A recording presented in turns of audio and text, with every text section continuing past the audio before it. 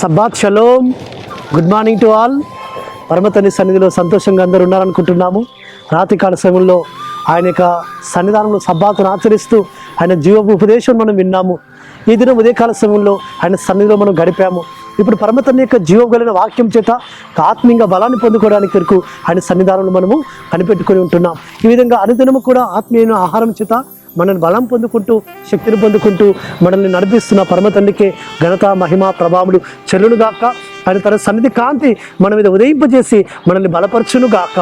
మనం ఈ దినం కూడా అనుదిన కృపలో లేఖన భాగం మనం చూసుకుంటుంటే మత్తయి సువార్త 13వ అధ్యాయము 9వ వచనంలో చెవిగలవాడు వినుగాక అని చెప్పాను.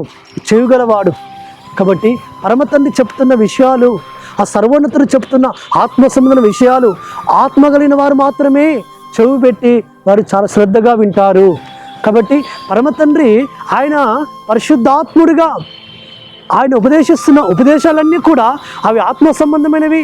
అవి నా ఆత్మకి ఎంతో అవి బలాన్ని ఇచ్చేటి, అవి నన్ను ఆశీర్వదించేటి, అవి నన్ను స్వస్థపరిచే మాటలు, అవి నన్ను బలపరిచే మాటలని, అవి నన్ను తెప్పరిలో చేసే మాటలు, నన్ను ఉద్ధరించే మాటలని ఎవరైతే ఆ మాటలను తమ యొక్క చెవుల గుండా విని హృదయంలో చేర్చుకొని ఆ సర్వోన్నతుని యొక్క మార్గములలో ఎవరైతే నడుస్తారో వారు ధన్యులు.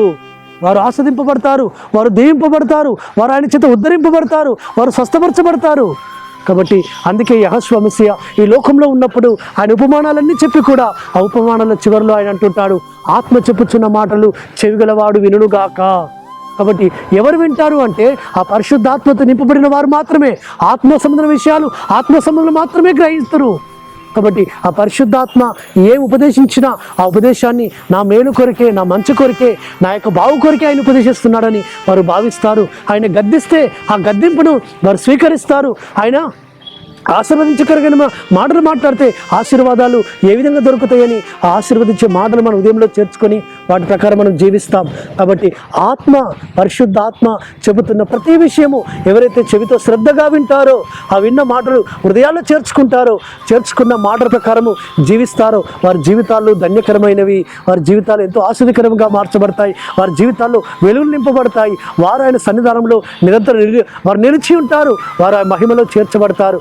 కాబట్టి అందుకే పరిశుద్ధాత్మ తండ్రి మరొక్కసారి మనకు ఆత్మ చెప్పుచున్న మాట చెవిగలవాడు వినుగాక అని అంటున్నాడు. అట్టి విధంగా మనము ఆయన మాట శ్రద్ధగా విందాం, తద్వారా ఆయన చేత ఆశీర్వదింపబడదాం. ప్రార్థన చేసుకుందాం. పరలోకందర మా తండ్రి సర్వోన్నతుడ, ఆత్మ చెప్పుచున్న మాట చెవిగలవాడు వినుగాక అని సెలవిచ్చినావు నాయన. అట్టి విధంగా మేము ఈ మాటలు వినేవారంగా, విన్న మాటలు మా హృదయంలో చేర్చుకొని వాటి ప్రకారం మేము నడుచుకునే వారమునకు సహాయం చేయమని, తద్వారా నీ ఆశీర్వాదాలకు మేము వారసులకు సహాయం చేయమని ప్రార్థిస్తూ మారశకుడు విమోచకుడు నజరేయుడైన యెహోషువ మెస్సియా అతి పరిశుద్ధమైన నామమున స్తుతించి ప్రార్థించి వేడుకుంటున్నాము తండ్రి. ఆమేన్. సర్వోన్నతుడు సర్వాధికారైన యెహోషువ మెస్సియా కృపా కనికరము నిరంతరం తోడుగా ఉండి మనల్ని బలపరిచి నడిపించును గాక. ఆమేన్.